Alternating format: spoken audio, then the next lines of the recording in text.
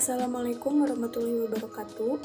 Perkenalkan, kami dari kelompok 1, kelas 3C. Di sini kami akan mempresentasikan materi mata kuliah Kesehatan Keselamatan Kerja mengenai mengenal bahan berbahaya dan beracun atau B3.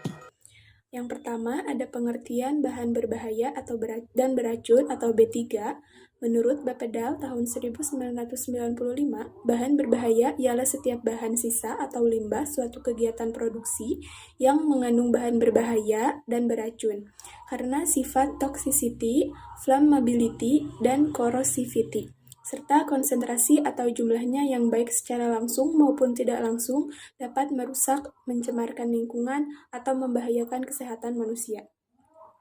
Sedangkan menurut Peraturan Pemerintah Nomor 18 Tahun 1999, yang dimaksud dengan bahan berbahaya adalah suatu sisa usaha atau kegiatan yang mengandung bahan berbahaya dan atau beracun yang karena sifat dan atau konsentrasinya atau jumlahnya, baik secara langsung maupun tidak langsung, dapat mencemarkan atau merusak lingkungan hidup, membahayakan lingkungan hidup, kesehatan, kelangsungan hidup manusia, serta makhluk hidup lainnya.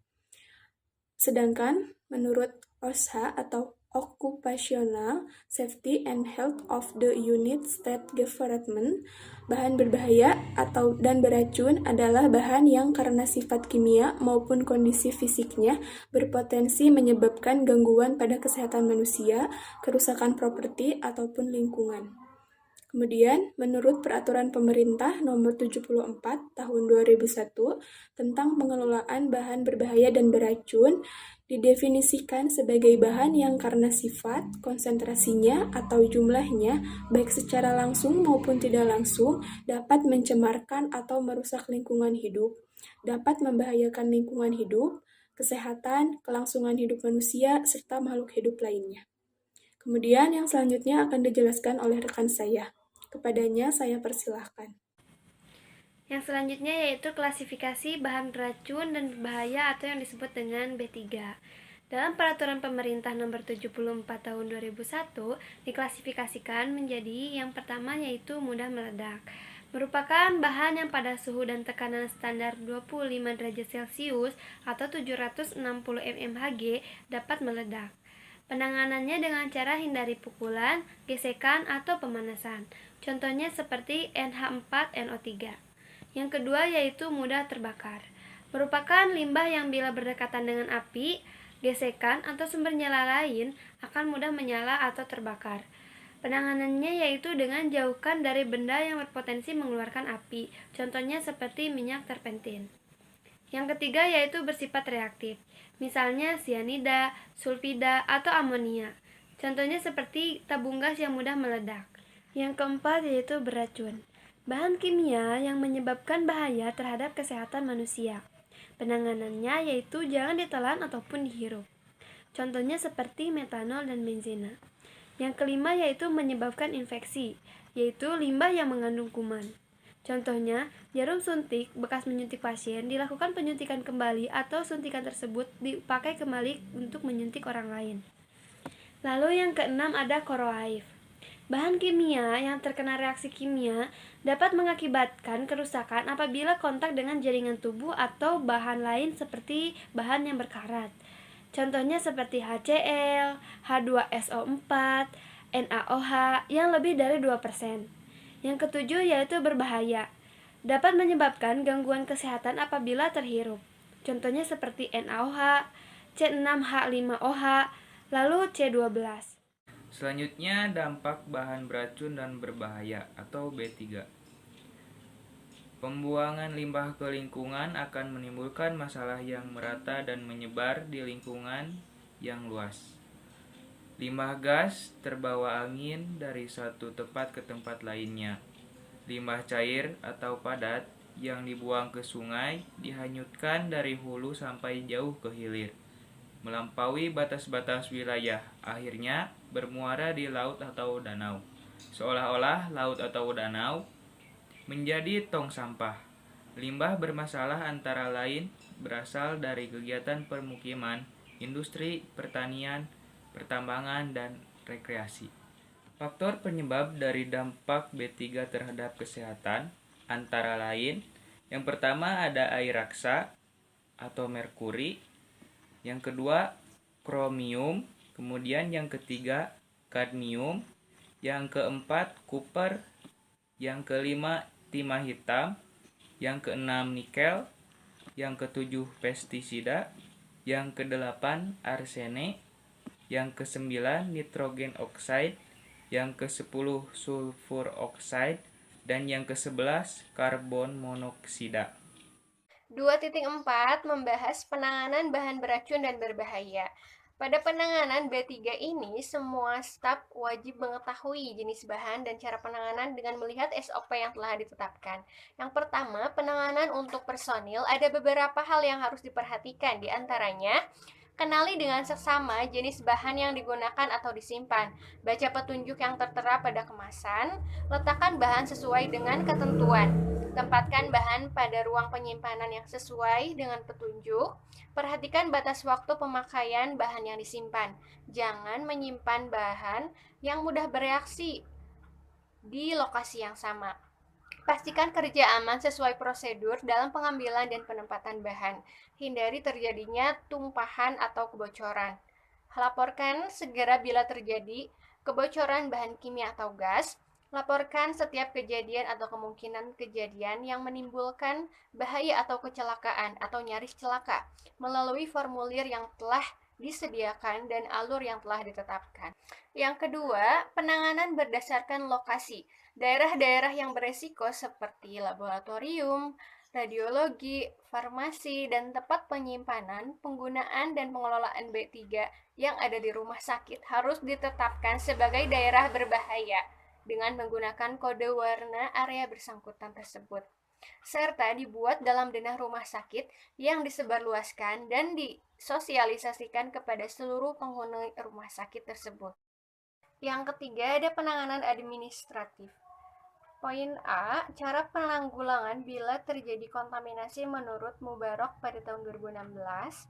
Adapun kontaminan dapat dibedakan menjadi 4 kategori. Yang pertama, kontaminan fisik, yang kedua kontaminan kimia, yang ketiga kontaminan viabel atau mikroba, dan yang keempat kontaminan non-viabel. Apa itu kontaminan fisik?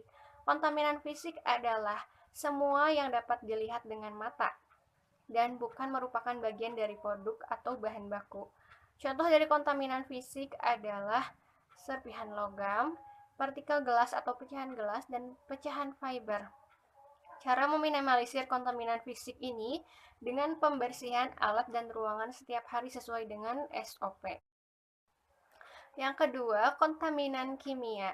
Kontaminan kimia adalah zat yang tidak diinginkan dan dapat membuat produk obat tidak sesuai. Contoh dari kontaminan kimia adalah bahan aktif obat, bahan intermediate, bahan pengisi reagen kimia, dan bahan pembersih yang berbeda yang mungkin masih tertinggal sewaktu produksi obat. Cara pembersihan kontaminan kimia hampir sama dengan kontaminan fisik. Sering diperlukan zat pembersih untuk menghilangkan pengotor. Gunakanlah zat pembersih yang sesuai dengan kelas kebersihan. Persyaratannya dengan tidak merusak alat. Yang ketiga, kontaminan viabel atau mikroba. Kontaminan viabel atau mikroba ini adalah segala material bersifat infeksi yang dapat mempengaruhi kualitas obat. Contoh dari kontaminan mikroba adalah bakteri, jamur, kapang, virus, prion, protozoa, dan racun yang mereka keluarkan. Cara pembersihan dengan cara fumigasi. Apa itu fumigasi? Fumigasi adalah salah satu cara sanitasi dalam kebersihan area produksi farmasi. Dan yang keempat, ada kontaminan non-viabel. Sumber kontaminan non-viabel ini dapat berasal dari kertas, peralatan, pipa, debu, dan zat desinfektan. Dalam ruangan bersih, sebisa mungkin diminimalisir alat-alat atau barang yang tidak ada hubungannya dengan proses produksi. Poin B adalah cara penanggulangan bila terjadi kedaruratan. Menurut Syukur pada tahun 2017, langkah penanganan untuk kondisi darurat diantaranya. Yang pertama, jika kondisi darurat kontak dengan kulit, penanganan yang harus dilakukannya adalah Jangan digaruk atau digosok-gosok jika terasa gatal. Segera menuju fasilitas safety water. Alirkan air dari keran untuk membersihkan bagian kulit yang terkena kontak dengan bahan kimia. Biarkan selama kurang lebih 15-20 menit. Segera ke medical room dan bahan kimia diisolasi agar tidak ada korban lain yang terkena kontak. Yang kedua, keadaan darurat terhirup atau terpapar melalui pernapasan. Penanganan yang harus dilakukannya adalah yang pertama, jika korban pingsan, baringkan ke tempat yang aman. Yang kedua, periksa bagian pernapasan atau denyut nadi. Yang ketiga, jika tidak dirasakan denyut atau napas, lakukan RJP. Yang keempat, segera ke medical room. Dan yang kelima, bahan kimia diisolasi agar tidak ada korban lain. Selanjutnya, keadaan darurat jika terjadi kebakaran. Penanganannya tidak usah panik. Segera ambil tabung apar. Padamkan api menggunakan apar. Jika api meluas dan tidak bisa dipadamkan, hubungi security. Singkirkan barang-barang yang dapat mengakibatkan api meluas. Perintahkan orang lain untuk siaga dan evakuasi. Selanjutnya, kondisi darurat ketika terjadi ledakan. Penanganannya, segera cari tahu sumber ledakan, isolasi area ledakan, hubungi security, stop pekerjaan sampai ada instruksi selanjutnya. Selanjutnya, kondisi kedaruratan jika terjadi tumpahan. Penanganannya isolasi area agar tumpahan tidak meluas. Tutup saluran air ke drainase. Bersihkan tumpahan menggunakan serbuk gergaji atau majun. Dan segera laporkan ke security. Selanjutnya, kondisi darurat yaitu kontak dengan mata. Penanganan yang harus dilakukan, jangan digaruk atau digosok-gosok jika terasa gatal. Segera menuju fasilitas safety water, alirkan air dari keran untuk membersihkan bagian mata yang terkena kontak dengan bahan kimia. Biarkan hingga 15-20 menit. Segera ke medical room dan bahan kimia diisolasi agar tidak ada korban lain yang terkena kontak. Selanjutnya, kondisi darurat ketika masuk ke dalam mulut atau terminum. Adapun cara penanganan yang harus dilakukan dengan kurangi kadar racun tersebut dengan memberi minum air putih. Korban segera ditolong ke rumah sakit dan bahan kimia diisolasi agar tidak ada korban lain. Lalu yang selanjutnya yaitu cara penanganan B3. Cara penanganan B3 ini dibagi menjadi beberapa metode. Yang pertama yaitu metode pengolahan secara kimia, fisik, dan biologi. Proses pengolahan limbah B3 secara kimia atau fisik yang umum dilakukan adalah stabilisasi atau solidifikasi. Stabilisasi atau solidifikasi adalah proses pengubahan bentuk fisik dan atau sifat kimia dengan menambahkan bahan pengikat atau senyawa bereaksi tertentu untuk memperkecil atau membatasi kelarutan, pergerakan, atau penyebaran daya racun limbah sebelum dibuang. Contoh bahan yang dapat digunakan untuk proses stabilisasi atau modifikasi adalah semen, kapur, dan bahan termoplastik. Metode insenerasi atau pembakaran dapat diterapkan untuk memperkecil volume limbah B3. Lalu yang kedua yaitu metode pembuangan limbah B3. Metode ini dibagi menjadi beberapa bagian. Yang pertama yaitu sumur dalam atau sumur injeksi atau deep well injection. Salah satu cara membuang limbah B3 agar tidak membahayakan manusia adalah dengan memompakan limbah tersebut melalui pipa ke lapisan batuan yang dalam, di bawah lapisan-lapisan air tanah dangkal maupun air tanah dalam. Lalu yang kedua yaitu kolam penyimpanan atau surface impoundment. Limbah B3 cair dapat ditampung pada kolam-kolam yang memang dibuat untuk limbah B3. Kolam-kolam ini dilapisi lapisan pelindung yang dapat mencegah perembesan limbah. Lalu yang ketiga yaitu landfill untuk limbah B3 atau secure landfills. Limbah B3 dapat ditimbun pada landfill namun harus dengan pengamanan tinggi. Pada metode pembuangan secure landfill, limbah B3 ditempatkan dalam drum atau tong, kemudian dikubur dalam landfill yang didesain khusus untuk mencegah pencemaran limbah B3. Lalu selanjutnya itu ada kode warna. Warna keselamatan kerja atau bisa disebut juga safety colors atau colors coding adalah sistem visual untuk memperingatkan, menginformasikan, dan membantu pekerja. Warna merah dominan pada simbol menandakan tanda bahaya atau larangan dan simbol-simbol kebakaran. Warna biru dominan pada simbol menandakan kewajiban dan harus ditaati. Warna hijau dominan pada simbol biasanya hanya memberikan informasi. Warna kuning dominan pada simbol menandakan kewaspadaan, dan warna hitam dominan menandakan informasi bersifat umum. Pengelolaan dan pengolahan limbah B3 atau bahan beracun dan berbahaya. Perlakuan limbah B3 untuk pengolahan dapat dilakukan dengan proses sebagai berikut. Yang pertama, proses secara fisika meliputi pembersihan gas, pemisahan cairan, dan penyisihan komponen-komponen spesifik dengan metode kristalisasi, dialisa, osmosis balik, dan lain-lain.